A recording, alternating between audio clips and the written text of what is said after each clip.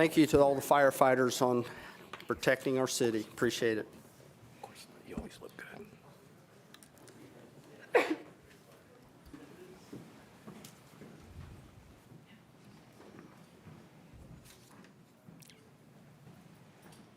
Okay, is there any more announcements, presentations, or public comment?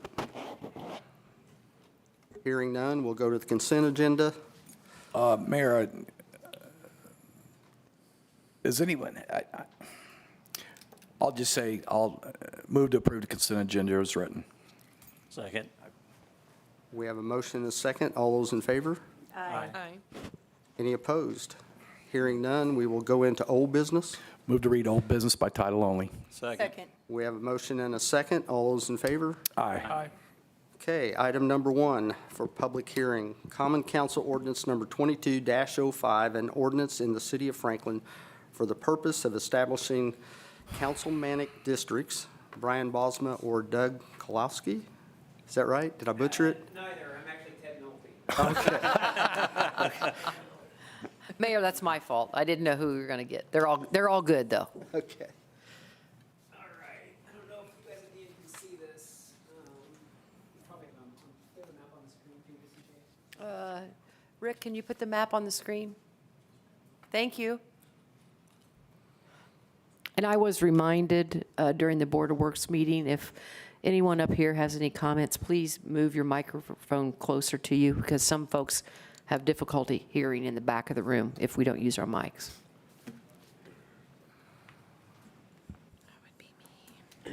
Good evening. As I mentioned, my name is Ted Nolte. I'm with the law firm Kroger, Gardis, and Regas in Indianapolis. And we've been engaged by the council to assist you in the redistricting process. As you're aware, on July 18th, 2022, the council adopted redistricting guidelines.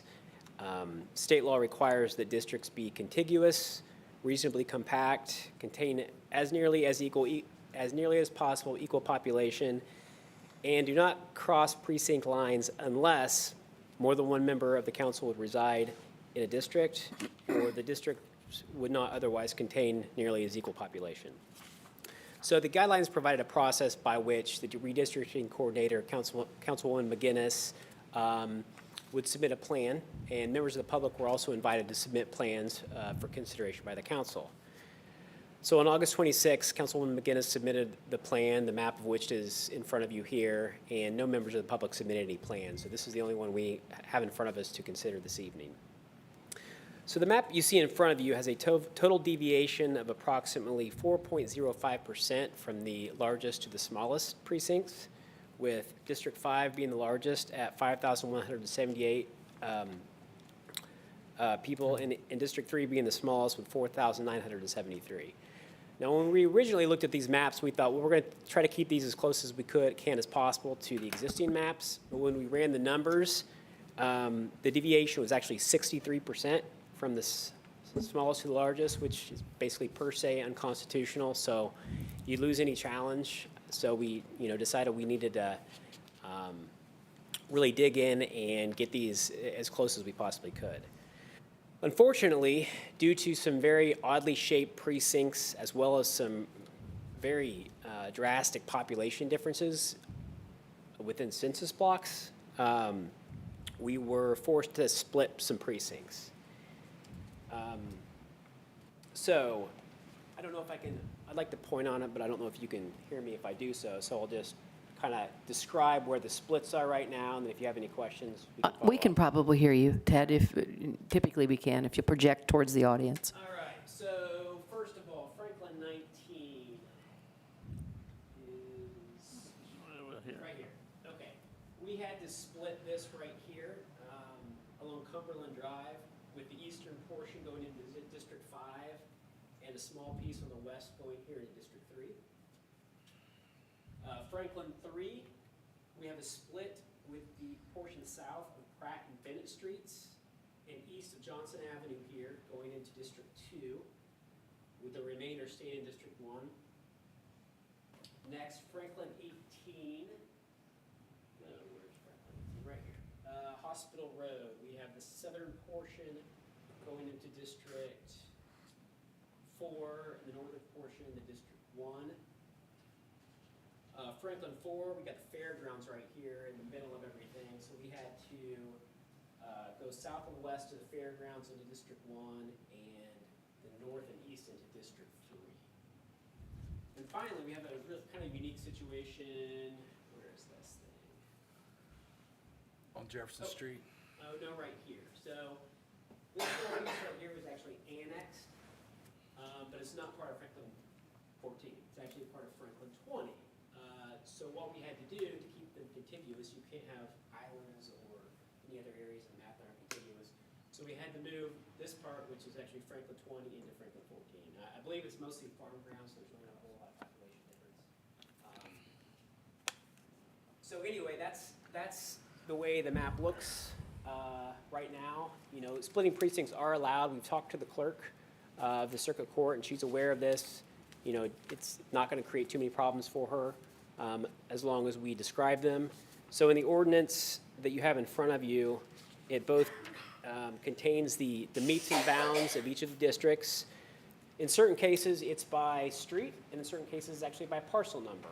Because, for example, that parcel that was just annexed, we had to identify it as a parcel number. So as long as, she was pretty clear on this, as long as she's able to determine, you know, where individuals live, then it's not going to be an issue.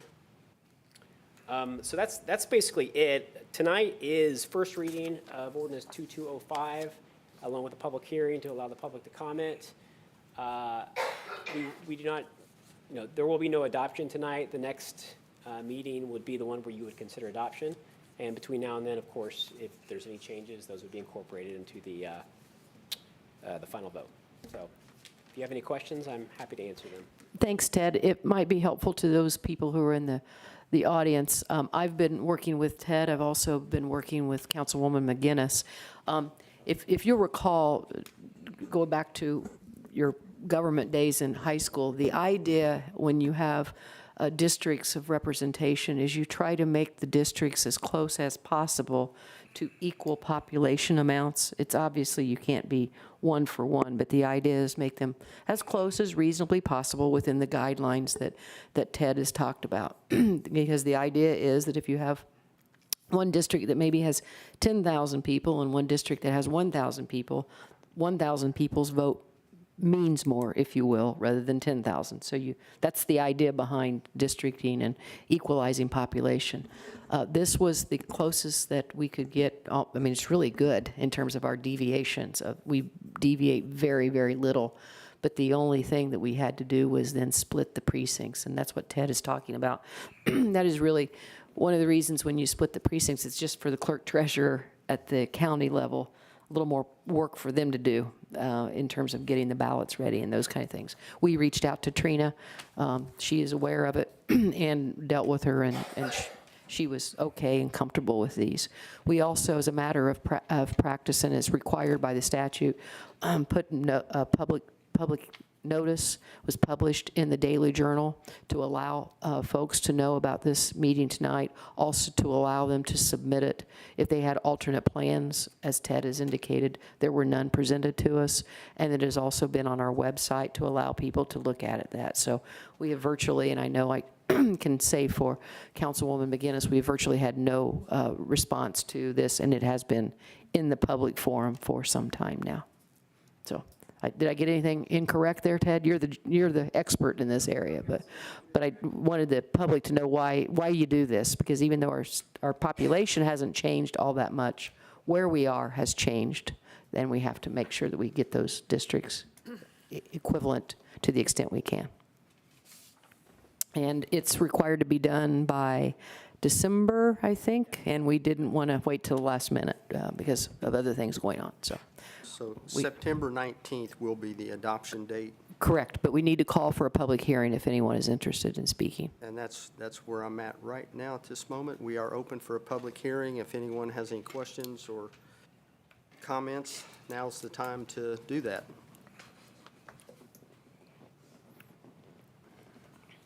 And that's the longest I've ever stayed open for a public hearing and nobody moved. So I will now close does the council have anything you want to add? Sir, in my district, in District 4, it It goes along King Street, which is the entrance coming off 65 towards the city. I know that every 10 years this is done, correct, if I'm not mistaken?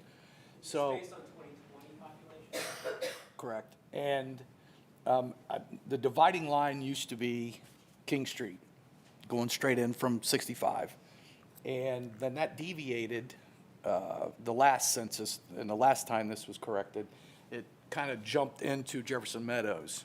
And I think the cutting road was Thornburg, if I'm not mistaken, or maybe it was Jefferson Street itself. So it seems to me that this looks like that because me and Josh live very close together, obviously.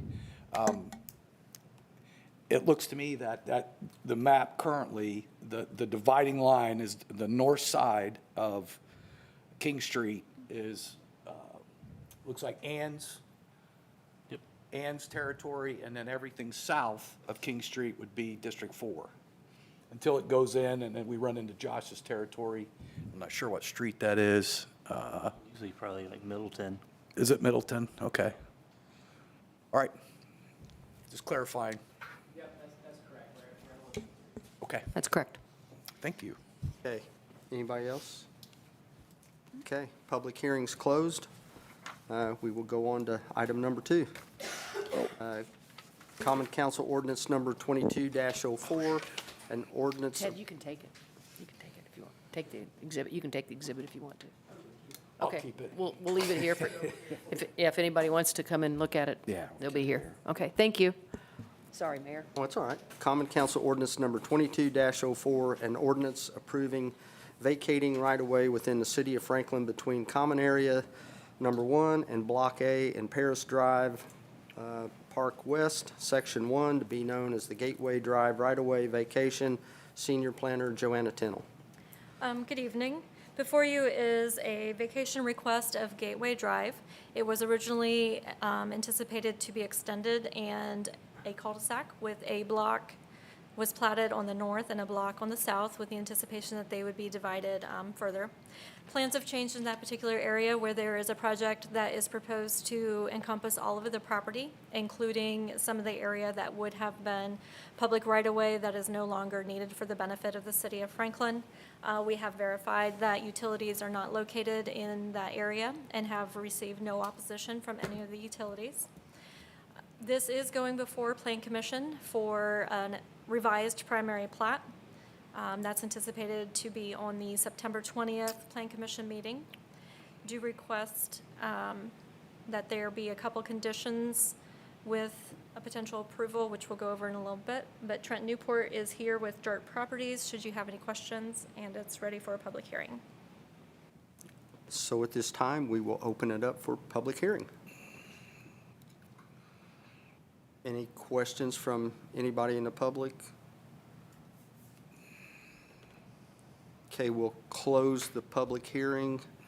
I do know that, Bob, you had a question the last meeting. I've got it resolved. You got it resolved? I think there was a time deadline on that, so it's not an issue.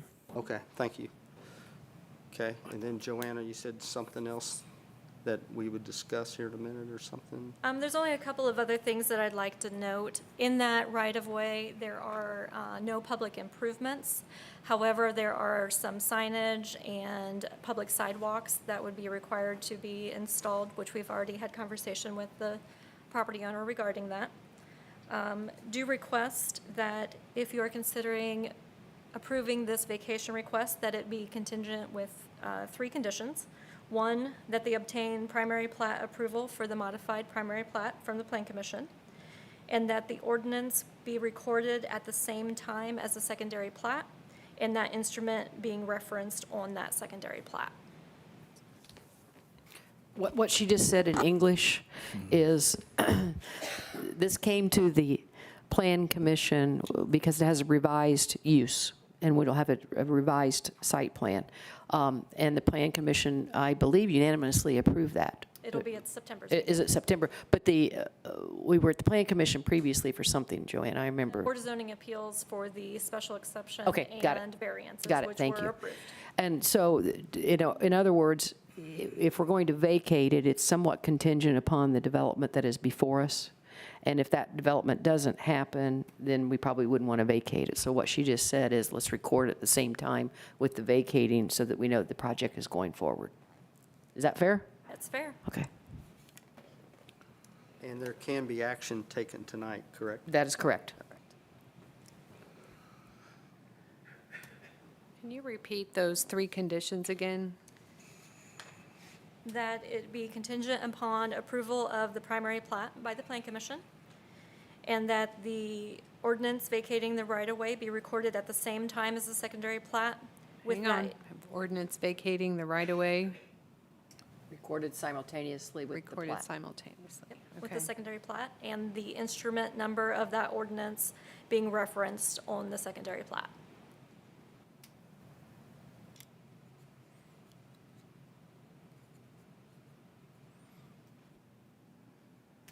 Mr. Newport, is the petitioner accepting those conditions? Thank you. You ready for a motion? I'll make a motion to approve Common Council Ordinance Number 22-04 with the three conditions as presented in the presentation, including the primary plat approval by the Plan Commission, the ordinance vacating the right-of-way recorded, there was At the more to same that. At the same time. As a secondary plat. As the secondary plat, and the instrument number be recorded, referenced on the second plat as well. Second. Okay, we have a motion and a second. All those in favor? Aye. Aye. Any opposed? Thank you. Okay, hearing none, thank you. Okay, we'll go on to the next item, which is also set for public hearing, budgetary summary and Form 1s. Again, we introduced this the last meeting.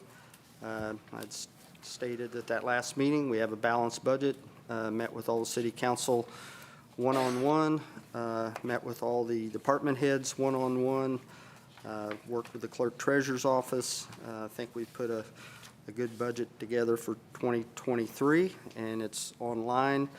So at this time, I'll open it up for public hearing. Is there anybody in the public that has any questions or comments? Hearing none, we will close the hearing on the budget summary. Any council, any comments at this time? So I had one quick one that I wanted to address and kind of see if there's anybody. And we had talked about it within your meeting there, Steve, on Chief Cochran's bump in pay with the, basically because of the longevity issue there. I think Chief Cochran has done an amazing job to serve as a raise. But I don't know if that's the rabbit hole that we want to jump down because, say Chief Cochran decides to step down, now we've established a base pay of $92,000 and, and maybe it's somebody with longevity comes in, now they're at, 104, 105, 106.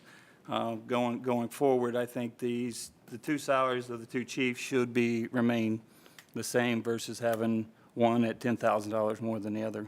Okay, and I was ready to address that, so thank you. Actually, it has nothing to do with longevity. I can see that some people may think that.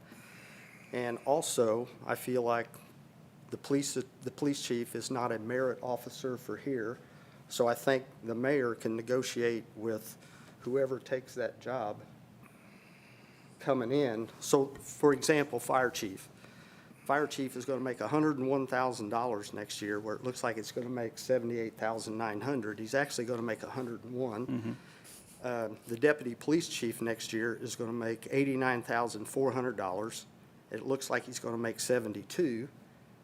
So I think it's kind of misleading on some of the raises or the longevity part of it.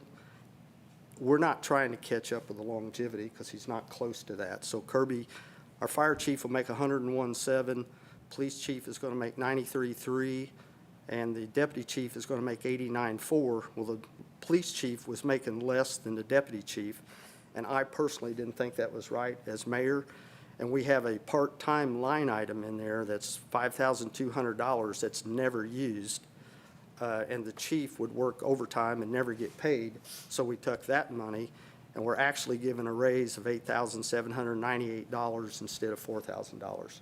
That's how it's broke out, so, and I appreciate where you're coming from, because I do understand that. However, if the chief leaves, and then we get another chief, then I'm gonna take that all into consideration and not just say, we've set a precedent here. So if we promote the assistant chief, you know, he's not looking at getting that salary, you know, with his longevity. I'm just saying, I think there's a catch-22 there, and there's also some of the police officers that have been around here and stuck with the city for a long time.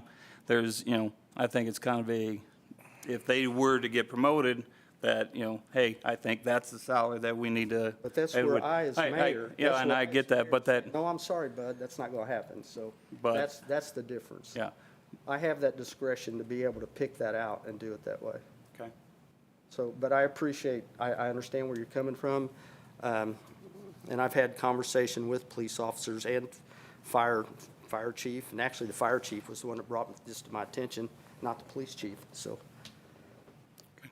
So just because if we would approve to increase the wage, that doesn't set a precedent for anyone coming in the future. Well, I think what the mayor was referring to, the appointment of the deputy chief and the chief are not within the merit system, meaning that gets decided by the merit board. So that is at the mayor's discretion. So I think what he, I don't put words in his mouth, but he could then say, well, our chief's salary is going to be X if you're interested in taking that job. To address that issue. And that's what I was trying to get my point across. Thank you.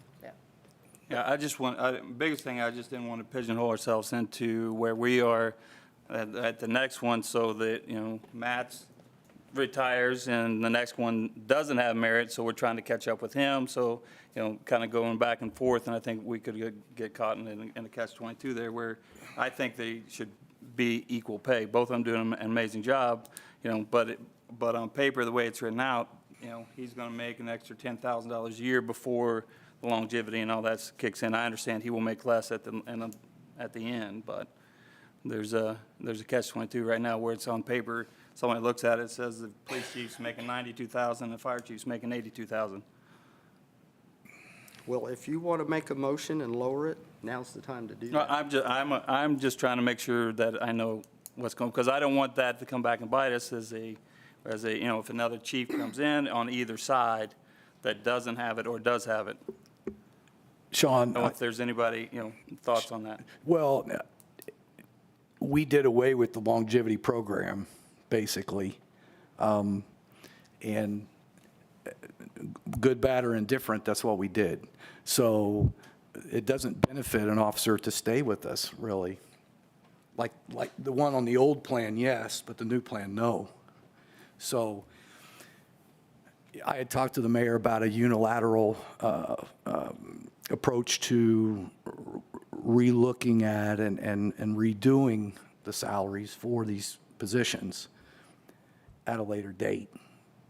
I think a firm probably even need to be hired to come in to help us navigate that and take that in consideration. And Sean, that's a very valid point that you're bringing up. Council, yeah, I don't remember, and maybe Kirby can tell us, I don't remember how many officers we still have on that plan. It's phasing out. Yeah, I know it's phasing out and it's going away. I just Yeah. wanted to make sure we Sure. weren't shooting ourselves in the foot with a number that had to be, you know, honored next time. Is, you know, Kirby wins the lottery and moves on. You know, are we guaranteeing the next guy coming in making that? No. And then, you know, Matt wins the lottery and moves on. Are we guaranteeing that, you know, then moving both, you know, then we've got to match both of them. You know, next year we got to give him a $10,000 raise to get into that same tax bracket going back and forth. From a policy standpoint, that's your decision. Those are your decisions. That's why you're the elected officials. From a legal standpoint, you're not required to do it. It's a budget process. You can look at it every year. But that's a legal answer. Policy-wise, I leave that to you all. It's a good point, Sean. Very good point. Mayor, I know you've spent a lot of time making sure that we're competitive in our marketplace. Would you want to comment on that? Well, I think the $4,000 raise that we're giving the police officers this year has helped. I think we're still a little bit below that, and I know police chiefs and fire chiefs all over the county are below where we're at. So I know that's why I wanted to try to get our police chief up to where he's at least making more than the deputy chief. And like I said, I'll say it one more time, this doesn't lock us into anything. Yeah. This is once a year budget, and we can move the numbers any way we want to move it. Now, fire chief may not like it, police chief may not like it, but we don't have to listen to them. We can do what we want, so. What I was referring to more had to do with just like the police officers in general, firefighters in general, other public employees. And I just observed, and I'll just, you know that I can be critical when I need to be critical, but I've appreciated the fact that you've tried to, in a lot of positions, just because they might work in different departments, making sure that's evened out, if that makes sense. We have tried to do that with like, for an example, street department and DPW at sewer department and parks department. We try to get all those people real close to the same Right. wage. Our police and fire, the only discrepancy we do have here is with the police chief, is the only one. We gave every police officer a $4,000 raise. There's a crisis official, $3,000, evidence officer, $3,000, records clerk, $3,000, civil inspector, $3,000, city facilities supervisor, $3,000, community development, $3,000, senior planner one, $3,000, the sexton, $3,000, all other city employees, $2,500 was the lowest raise that we gave. We would like to give more, but like I said, we have a balanced budget, so that's why we stopped on these numbers.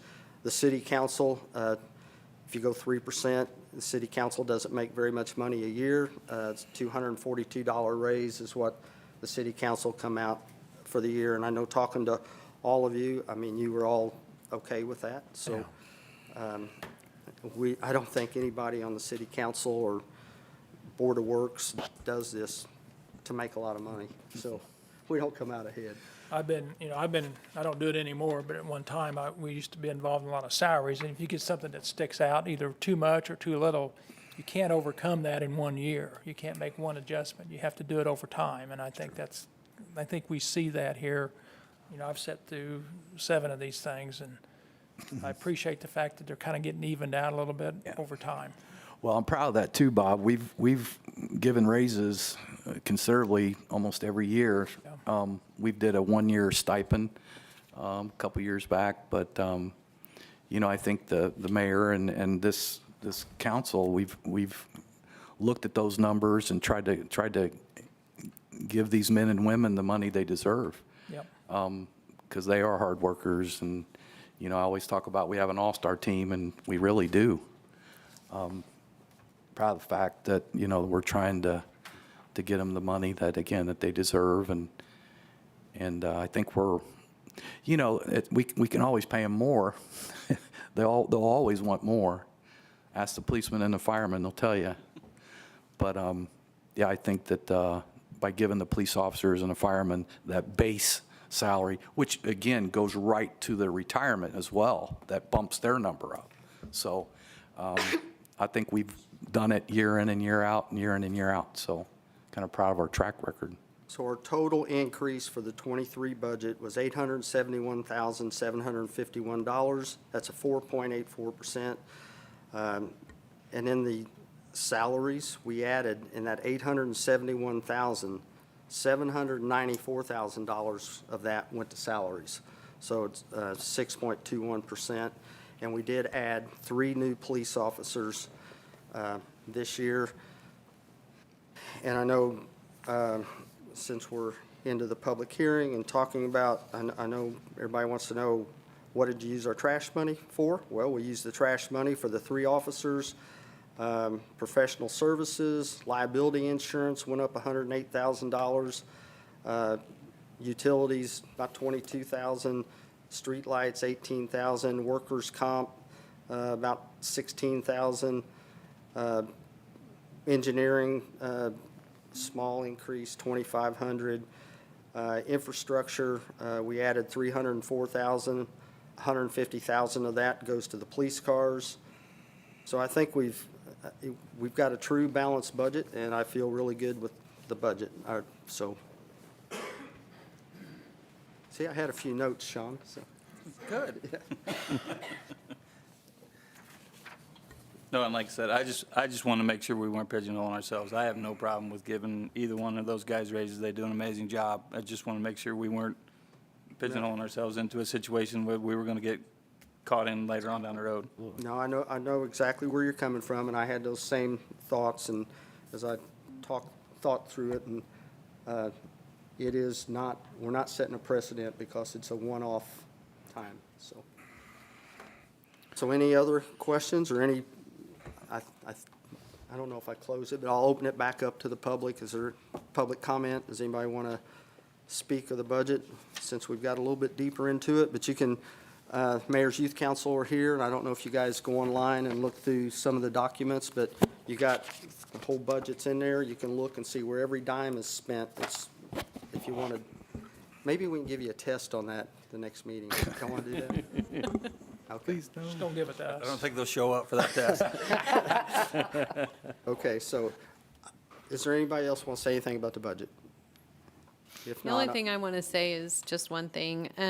As a business owner, we track our increases on an annual basis to see what the potential increase we may have to pass on to our customers is. And what we've been seeing this year is increases anywhere from 5 to 20% in a lot of our cost.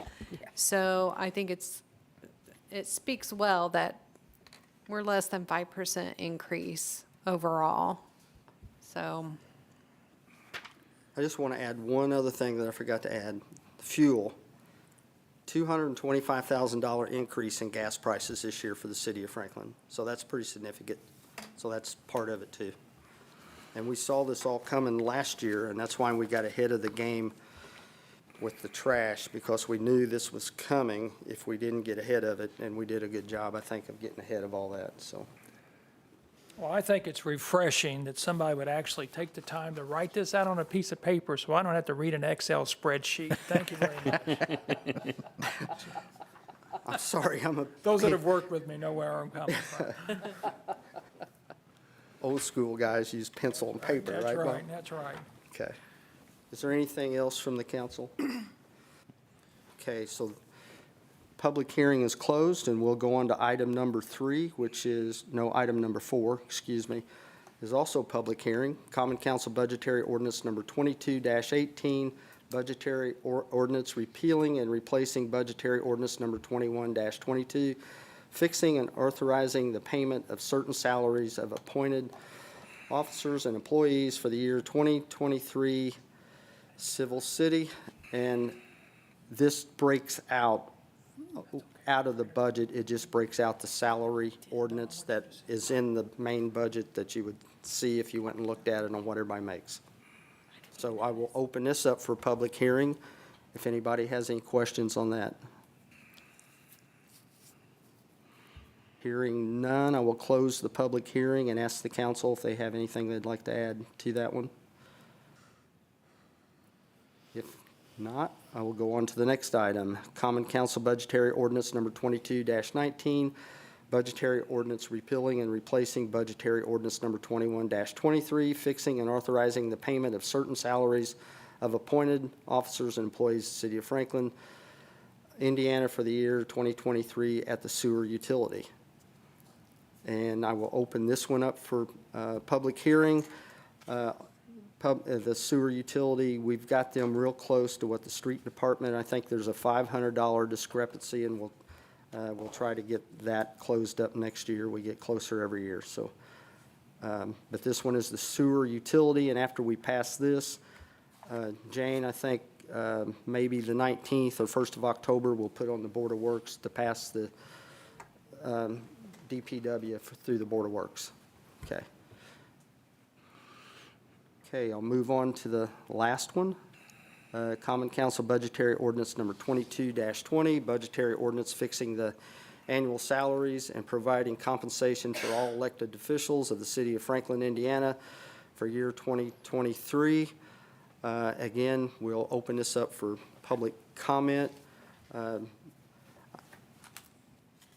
Anybody want to comment on the elected officials, city council getting paid too much, or?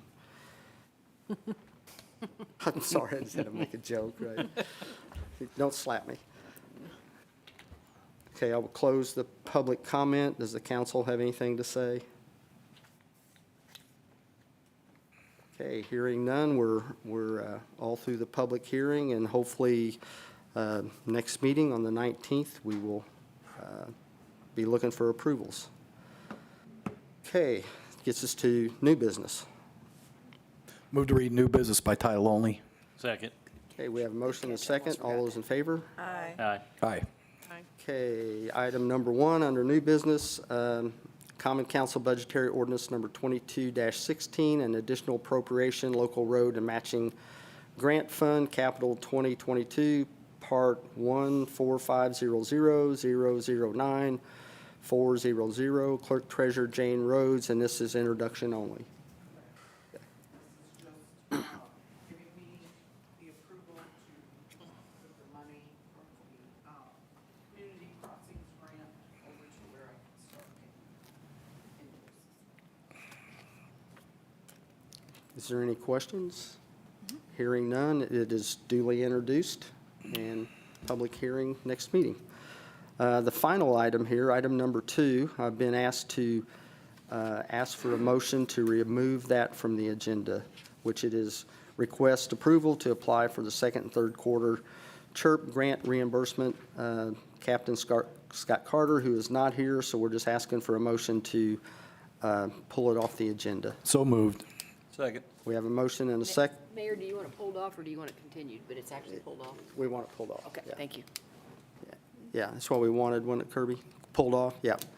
Okay, so we have a first and a second to pull off the agenda. All those in favor? Aye. Any opposed?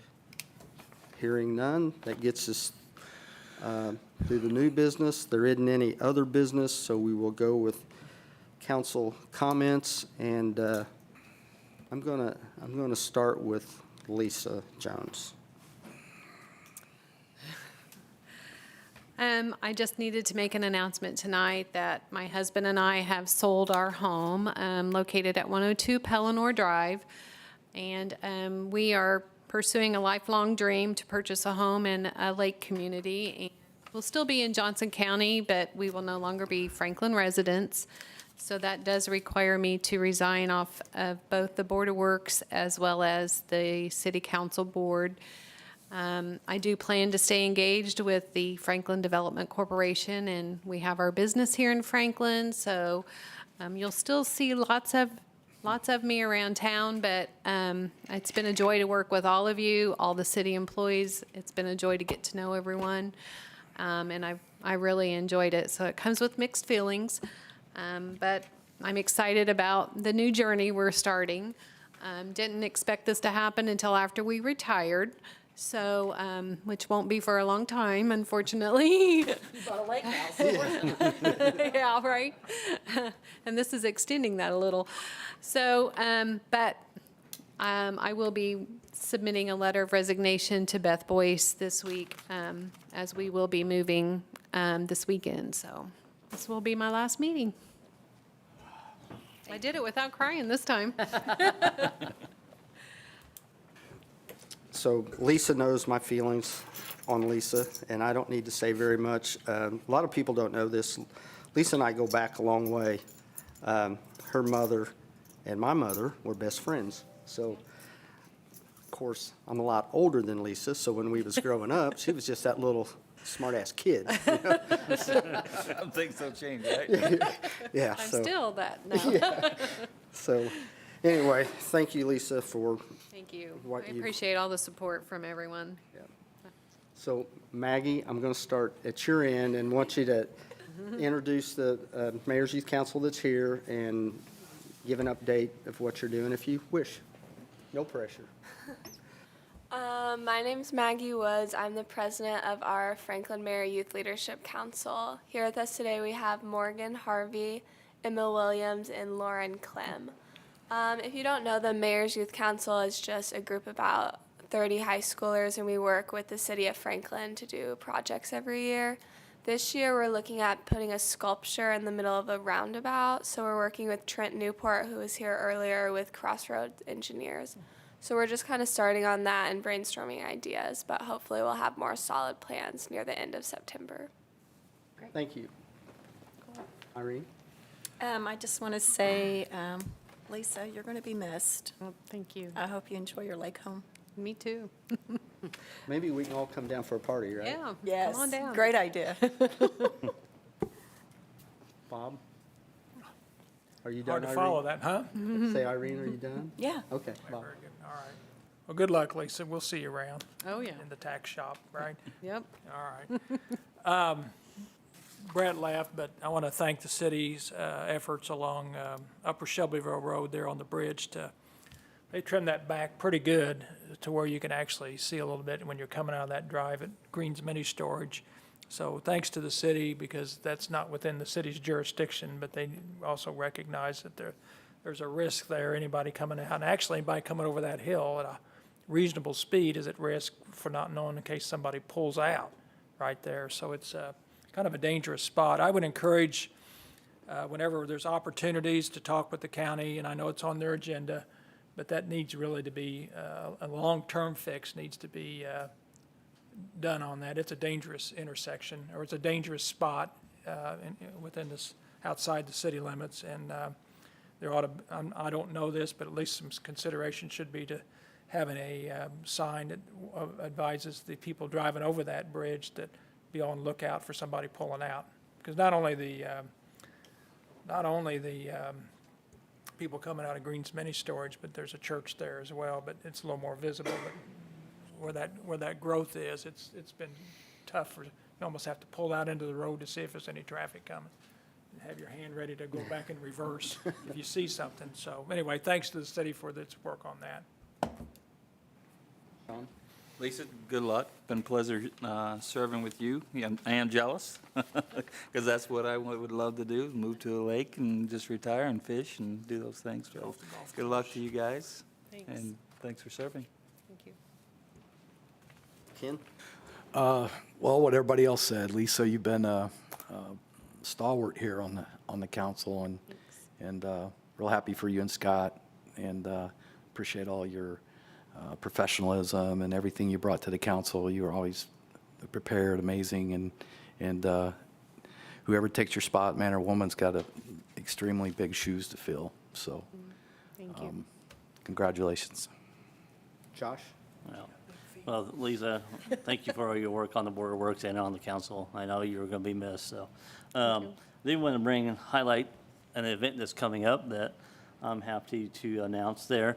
Our local scout groups here in Johnston County and Southern Marion County, we are having an event downtown next weekend at the amphitheater. It's going to be kind of a recruitment thing. There's going to be activities for Scouts BSA, which is typically our Boy Scouts units, and Cub Scouts. So there's going to be activities there. Worked with the mayor, Parks Department, Police Department, and Fire Department, and they're saying all going again. So thank you all for your help in letting us, have the opportunity there and helping us organize it. Come down, check it out and everything. And it's a great time to kind of showcase the amphitheater to a lot of people around the county there. So It's true. Thank you, Josh. Jane? Ms. Gray? Lisa, I said it, Board of Works, top notch. Yeah. I'm happy for you. Thank you. So at the Board of Works, we wouldn't let Lisa make the final motion to adjourn, but I think you should at the council. Oh, okay. I'll make a motion for the meeting to be adjourned. Second. All those in favor? Aye. Aye. Okay, congratulations. Thank you.